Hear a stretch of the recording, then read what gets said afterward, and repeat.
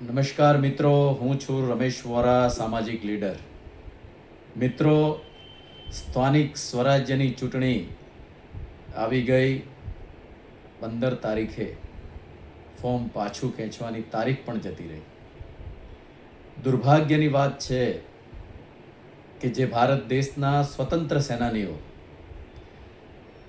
અંગ્રેજો સામે લડ્યા અને અથાગ પ્રયત્નોથી ભારત દેશને આઝાદી અપાવી, 26 નવેમ્બર 1949 ભારતનું બંધારણ પાર્લામેન્ટની અંદર સ્વીકૃત થયું. એ પાર્લામેન્ટની અંદર બંધારણમાં આર્ટિકલ 326ની અંદર મતનો અધિકાર આપ્યો. ચૂંટણી એ લોકશાહીનો પર્વ છે. દર 5 વર્ષે ચૂંટણી આવે છે ત્યારે દરેક જાતિ ધર્મના વ્યક્તિને મત આપવાનો અધિકાર છે. આ દુર્ભાગ્ય સાથે કહેવું પડે છે કે જે 15 તારીખે સમગ્ર ગુજરાતની અંદર ફોર્મ પાછું ખેંચવા માટે જે પ્રકારે સત્તા પક્ષના લોકો એટલે સત્તાધીશોએ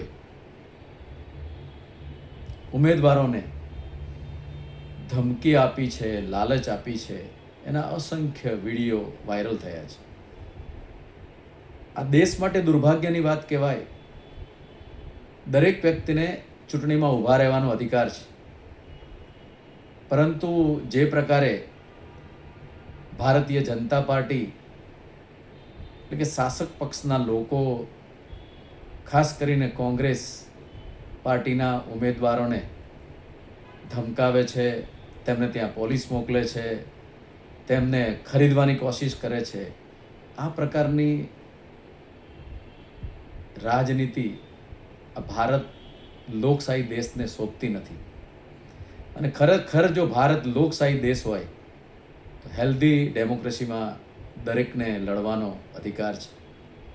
પરંતુ જે પ્રકારે છેલ્લા 2 દિવસની અંદર માહોલ ઊભો થયો, ઉમેદવારોને ડરાવવા ધમકાવવામાં આવ્યા, ખરીદવામાં આવ્યા, ફોર્મ પાછું ખેંચવા માટે મજબૂર કરવામાં આવ્યા, આ જોતાં એવું લાગે છે કે જે પ્રકારે અમદાવાદ અને સમગ્ર ગુજરાતની અંદર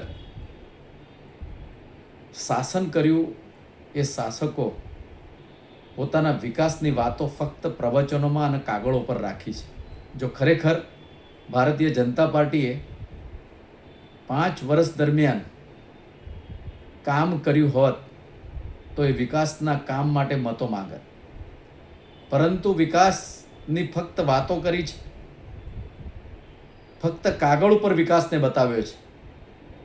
અને એટલા માટે જ્યારે સમગ્ર ગુજરાતમાં સ્થાનિક સ્વરાજ્યની ચૂંટણી થઈ રહી છે ત્યારે જે લોકશાહીની પ્રણાલિકા મુજબ ઉમેદવારો ઊભા રહે છે, ત્યારે ખાસ કરીને ભારતીય રાષ્ટ્રીય કોંગ્રેસ પક્ષના ઉમેદવારોને ડરાવી ધમકાવીને બેસાડી દેવામાં આવે છે. આ બહુ જ લોકશાહી માટે કલંકરૂપ કહેવાય તેવો આ બનાવ છે.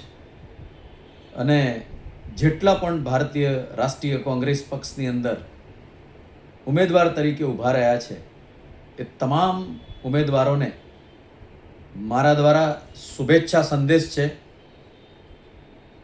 કે કોઈ પણ જાતના ડર વગર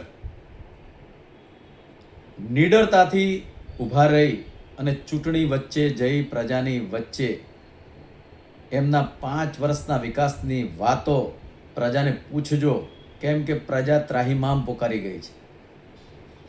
આ સ્થાનિક સ્વરાજ્યની ચૂંટણી એ પરિવર્તનની ચૂંટણી છે અને પબ્લિક પરિવર્તન ઈચ્છી રહી છે, જનતા પરિવર્તન ઈચ્છી રહી છે.